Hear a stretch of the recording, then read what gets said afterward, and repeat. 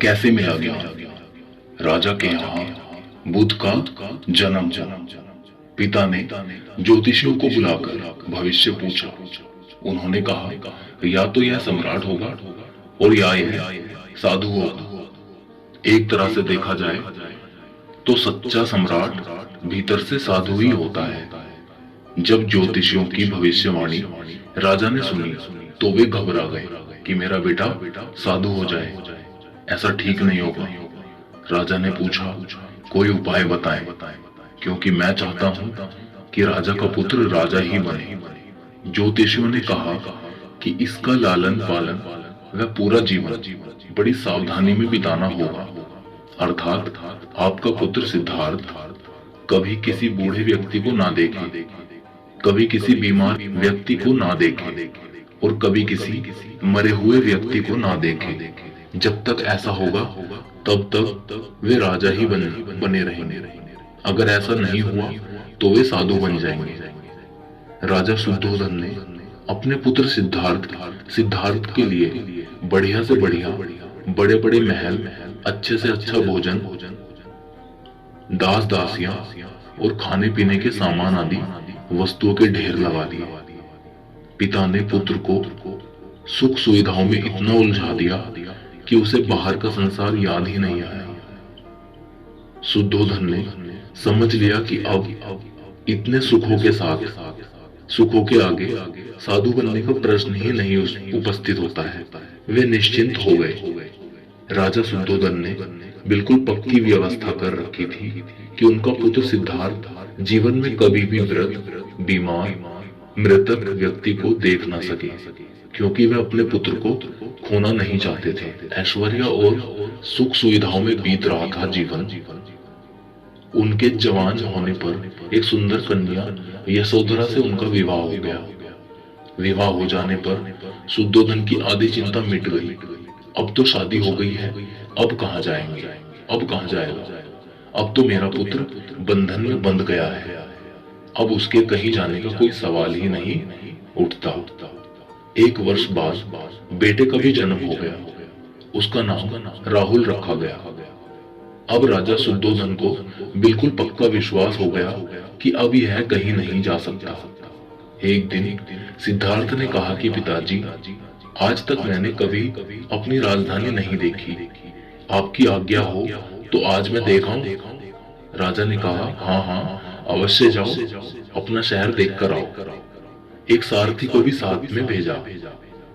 जाओ राजकुमार को राजधानी घुमाकर फिराकर लाओ। फिर भी राजा ने चाक चौबंद इंतजाम कर रखा था कि कहीं चूक ना हो जाए। सिद्धार्थ के लिए राजधानी के प्रमुख मार्ग खूब सजाए गए थे, पर घूमते घूमते सिद्धार्थ ने थोड़ा उल्टा मार्ग ले लिया। वे उस मार्ग से गुजरने लगे जहां पर तैयारी नहीं थी, और आज उनको बहुत आश्चर्य हुआ जब पहली बार उन्होंने एक बूढ़े आदमी को देखा। कमर झुकी हुई, पूरी चमड़ी में झुर्रियां पड़ी थी। वह परेशानी और दुखों से बेहाल था। उसकी चाल बहुत धीमी थी। बूढ़े की झुकी हुई कमर को देखकर सिद्धार्थ को एक झटका लगा। वो सारथी से उन्होंने पूछा, क्या एक दिन मैं भी बूढ़ा हो जाऊंगा? सारथी ने कहा, हाँ राजकुमार, हर व्यक्ति के जीवन में 3 अवस्थाएं आती हैं, बचपन, जवानी और बुढ़ापा। एक दिन तुम भी बुढ़ापे की अवस्था में जाओगे। हे राजकुमार, यह संसार का नियम है, चाहे गरीब हो या अमीर, सबका शरीर शिथिल अर्थात बूढ़ा होता है। राजकुमार सोच में पड़ गया। सारथी ने रथ को आगे बढ़ाया तो कुछ दूरी पर एक बीमार व्यक्ति मिला जो रोगों से घिरा हुआ था। उस पीड़ित व्यक्ति को देखकर राजकुमार का मन बहुत ही दुखी हुआ। राजकुमार ने पूछा, इसको क्या हुआ है? सारथी ने कहा, यह व्यक्ति बीमार है, इसीलिए यह करहा रहा है। इस संसार में दुख और सुख दोनों हैं। यह अपने अपने भाग्य की बात है। यह अपने अपने भाग्य की बात है कि कोई दुखी है और कोई सुखी है। क्या मैं भी बीमार हो सकता हूँ? सारथी ने कहा, आप यह विचार अभी छोड़ दें। समय बड़ा बलवान होता है, ये सारी बातें कर्मों पर निर्भर करती हैं। चाहे राजा हो या रंग, सुख दुख सब पर आते हैं। अगर शरीर में कोई रोग आना है तो वह आएगा। यह सब सुनकर राजकुमार सोच में पड़ गया। सारथी ने रथ को कुछ आगे बढ़ाया तो सामने से 4 कंधों के ऊपर एक अर्थी को जाते हुए देखा। राजकुमार ने ऐसा पहली बार देखा था। उसने सारथी से पूछा, यह क्या है? यह आदमी मर गया है, यह मुर्दा है।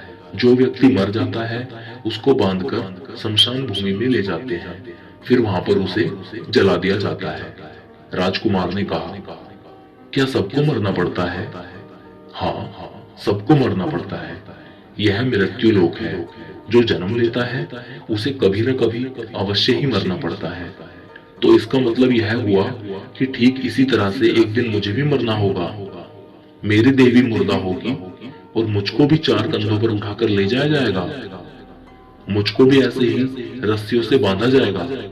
मेरे भी आगे पीछे घर के सदस्य रोएंगे, तड़पेंगे और जिस संसार को मैंने इकट्ठा किया है वह सारा का सारा मुझसे छूट जाएगा। इसका मतलब यह हुआ कि क्या एक दिन मैं भी मर जाऊंगा? क्या एक दिन यशोधरा भी मर जाएगी? क्या एक दिन मेरा राहुल भी मर जाएगा? सारथी ने कहा, हाँ राजकुमार, एक दिन मैं भी मरूंगा, आप भी मरेंगे, यशोधरा भी मरेगी और राहुल भी मरेगा, क्योंकि यह सब मरने के लिए ही पैदा हुए हैं। उस रात सिद्धार्थ सो न सके। सोचने लगे कि क्या संसार में इतना दुख है, रोग है, बुढ़ापा है, और ऐसे में मैं खा पी कर कैसे जी सकता हूँ? नहीं नहीं, ऐसा मुझसे नहीं हो सकता। मुझे खोजना होगा उस तत्व को जो दुख, पीड़ा और शोक से रहित हो, जो भय, भ्रम और भूल से परे हो, जो अत्यंत आनंद से भरा हो, जिसे पाकर फिर और कुछ पाने की इच्छा ना हो। सिद्धार्थ वैराग्य के शिखर तक पहुंच चुके थे। बस उसी रात को उन्होंने घर छोड़ दिया। सारथी से कहा कि नगर की सीमा से दूर चले जाओ, दूर लेकर चलो। नगर के बाहर पहुंचकर सारथी को लौटा दिया। फिर कई दिनों तक वन में चलते गए। एक घने पीपल के वृक्ष के नीचे आसन लगाकर ध्यान में लीन हो गए।